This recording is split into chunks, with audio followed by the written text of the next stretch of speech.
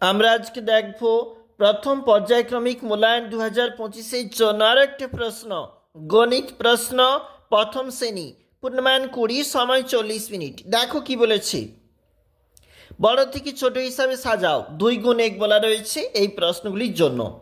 পাশে ইংরেজি সংখ্যা লেখো, দেখবে কোনটা কোনটা কি লেখা রয়েছে। 2 নাম্বার রয়েছে ফাঁকা ঘরে আগের ও পরের সংখ্যা লেখো, রয়েছে মোট 2 নাম্বার।